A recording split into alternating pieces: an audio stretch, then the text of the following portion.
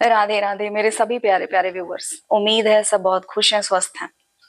दोस्तों, आज एक टॉपिक है क्रोध, गुस्सा। जितने भी लोग मेरी वीडियो देख रहे हैं और उन्हें गुस्सा बहुत आता है, उनकी प्रॉब्लम है, तो वो बिल्कुल सही जगह पे हैं। आज उनको इस वीडियो में सब कुछ पता चल जाएगा कि गुस्सा क्यों आता है, गुस्से में चुप क्यों नहीं रह पाते हैं हम, और बाद में हमें क्यों रियलाइज होता है कि अरे गुस्सा नहीं करना था। सारी चीजें हम इस वीडियो में समझेंगे, इसलिए वीडियो को एंड तक देखिएगा। बिल्कुल बहुत सारी चीजें क्लियर होंगी। एक्चुअली हुआ क्या कि कुछ दिनों पहले मुझे पर्सनली किसी ने मैसेज किया कि मुझे एंगर इशू है। हाल ही में उनकी एंगेजमेंट फिक्स हुई थी और उन्हें डर है कि कहीं शादीशुदा लाइफ पर उनके गुस्से का कुछ बुरा असर ना हो जाए, तो उन्हें सोल्यूशन चाहिए था। तो मैंने सोचा कि चलो एक वीडियो बनाकर डाल दिया जाए। हो सकता है बहुत सारे लोग हैं जो गुस्से में कंट्रोल नहीं कर पाते खुद को और बाद में बहुत अफसोस करते हैं, उन्हें सॉरी बोलना पड़ता है, तो उनको हेल्प हो जाएगी। तो ये वीडियो बिल्कुल एंड तक देखिएगा, स्किप मत करिएगा। अगर स्किप करेंगे तो छोटी छोटी चीजें मिस कर देंगे, वो समझ नहीं पाएंगे। और कुछ देर की ये वीडियो है, 10 मिनट या हार्डली 20 मिनट की वीडियो होगी, लेकिन इसे प्लीज पूरा देखिएगा क्योंकि ये आपकी लाइफ में जरूर चेंज लाएगा, ये मेरा बिल्कुल विश्वास है। आप सबने कभी ना कभी शेर को अपना शिकार पकड़ते हुए देखा होगा, टीवी में या कभी रियल में भी किसी ने देखा है कि वो जब भी अपना शिकार पकड़ते हैं, शिकार के गले को पकड़ते हैं। चाहे किसी को भी, किसी भी जानवर को पकड़े, या हिरण हो या भैंस हो या फिर कोई भी जानवर, क्योंकि शेर को पता है कि ये जो गला है, इसे पकड़ने से सामने वाला पूरी तरह से चित, अब उसका कुछ नहीं चलने वाला। ठीक वैसे ही लाइफ में हम अगर किसी प्रॉब्लम के सल्यूशन तक पहुंचना चाहते हैं, तो सबसे पहले हमें उस प्रॉब्लम के जड़ को पकड़ना होगा कि आखिर ये आ कहां से रहा और इसके जो बारीकी, जो कारण होते हैं, वो हैं क्या। अगर हम उस चीज तक पहुंच जाएंगे ना, तो सोल्यूशन बहुत इजी हो जाएगा। तो आज ये जो वर्ड है एंगर, इसको बोलते ही हमारे माइंड में ब्रेन की एक पिक्चर बनती है। तो आज हम इस ब्रेन को ही समझते हैं थोड़ी सी बारीकी से। तो अगर आप किसी काम में बिजी हैं तो आप उसे थोड़ा पॉज करके इस बात को ध्यान से सुनिए, क्योंकि ये 100%, मैंने शुरू में भी बोला कि गारंटी देती हूँ कि ये आपको बहुत हेल्प करेगी गुस्से में अपने आप को संभालने में। सिक्के के दो पहलू होते हैं। जीवन में भी बारी बारी से खुशी गम आते रहते हैं, सुख दुख, ये दो चीजें। लेकिन अगर हम ब्रेन को समझे तो यहाँ पर भी हमको समझना होगा कि इसके भी दो भाग होते हैं। पहला इमोशनल ब्रेन, दूसरा रैशनल ब्रेन। पहले चीज को समझिएगा कि ये जो इमोशनल ब्रेन है हमारा, ये बच्चा है, इमेच्योर, और रैशनल ब्रेन बहुत समझदारी है इसमें। लेकिन दिक्कत यहाँ ये होती है कि सबसे पहले किसी भी कंडीशन में सबसे पहले हमारे इमोशनल ब्रेन को मौका दिया जाता है। सबसे पहले वही एक्टिव रहता है, वही रेस्पॉन्ड करता है। अब रही बात रैशनल ब्रेन की, तो ये करता है लेकिन उसके चुप हो जाने के बाद, कुछ मिनटों बाद या कुछ घंटों बाद या दिनों बाद भी। लेकिन बारी सबसे पहले इमोशनल ब्रेन की आती है।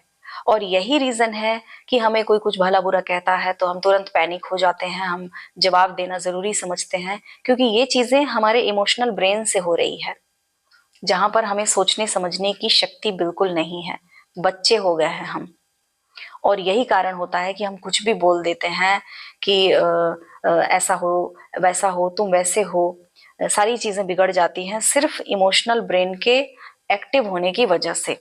बाद में हमें रियलाइज होता है कि ऐसा तो नहीं बोलना चाहिए था, यहाँ तो चीजें बिल्कुल बिगड़ गई। लेकिन उस वक्त आप ये सोचिएगा कि अब जब आप समझदारी की बात सोच रहे हैं कि ऐसा नहीं बोलना था, ऐसा नहीं करना था, उस वक्त आपका रैशनल ब्रेन एक्टिव हो गया है, वो रिस्पॉन्ड कर रहा है। क्योंकि मैंने पहले ही बताया था कि उसके पास मेच्योरिटी है, वो समझदारी से करता है।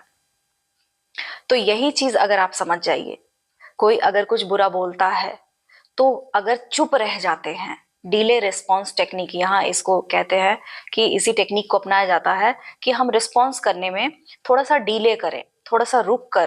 क्योंकि हमें पता है कि जब भी कोई गुस्से वाली बात होती है तो देखिए, इमोशनल ब्रेन तो बच्चा है, वो तो बोल ही देगा जो मुंह में आएगा। तो इससे अच्छा चुप रहो, रैशनल ब्रेन के एक्टिव होने तक का वेट करो, कि थोड़ी देर बाद तो वो एक्टिव हो जाएगा, फिर समझदारी से बातें होंगी। तो बहुत सारी चीजें वहीं सॉर्ट आउट हो जाएंगी अगर सिर्फ चुप रहकर रैशनल ब्रेन का वेट करें। तो इसीलिए कई बार कहा जाता है, कथाओं में भी कहते हैं कि जब भी क्रोध आए मुंह बंद कर लिया करो, कुछ मत बोलो, क्योंकि उस समय जाहिर सी बात है आप किसी को आशीर्वाद तो देंगे नहीं, आप किसी को अच्छा तो बोलेंगे नहीं, क्योंकि गुस्से में तो वैसे ही हमारी बातें आग उगलती है।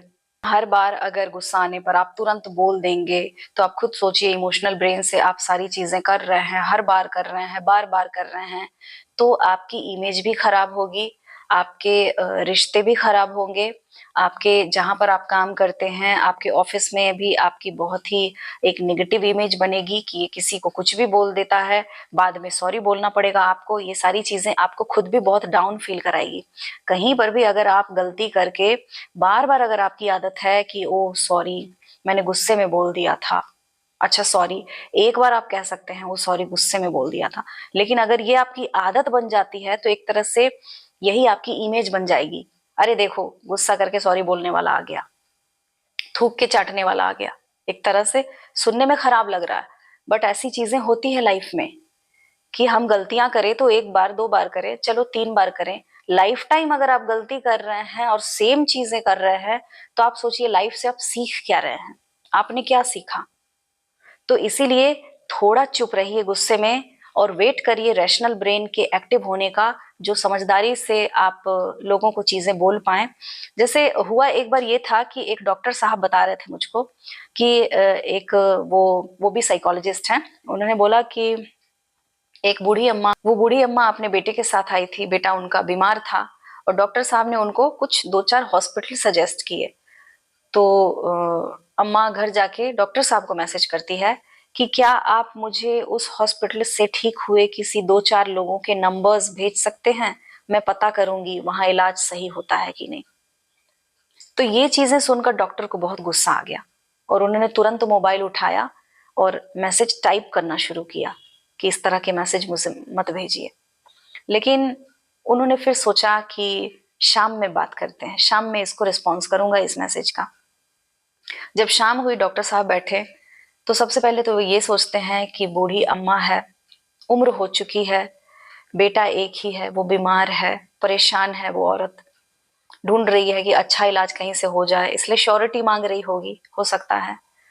तो इसीलिए उन्होंने डॉक्टर साहब ने सोचा कि अगर मैं इसको कुछ भला बुरा लिख दूं तो मेरा एक डॉक्टर का जो धर्म है वो भी खराब होगा। इसलिए उन्होंने ठंडे दिमाग से बोला, अम्मा आप जाकर डॉक्टर से पूछ लीजिए, आपको हॉस्पिटल में पता चल जाएगा।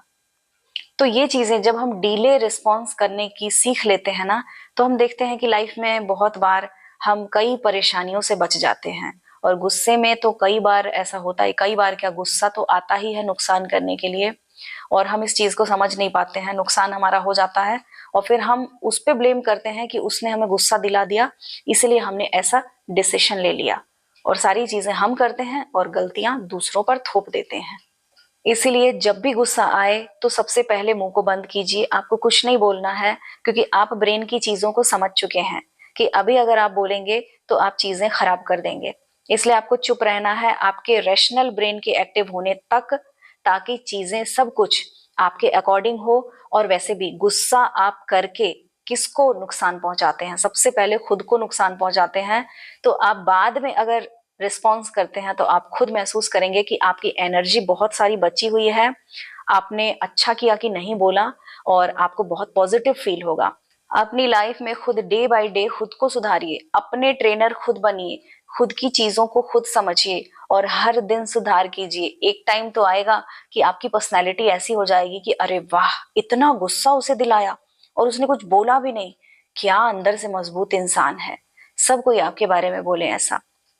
तो खुश रहिए, स्वस्थ रहिए, और अगर मेरी वीडियो से हेल्प हो रही है तो प्लीज एक लाइक कर दीजिएगा, क्योंकि आपके लाइक करने से भी मुझे मोटिवेशन मिलता है और मैं ऐसे ही अच्छे अच्छे वीडियोस बनाकर आपके सामने लाऊंगी और आपकी हेल्प करूंगी।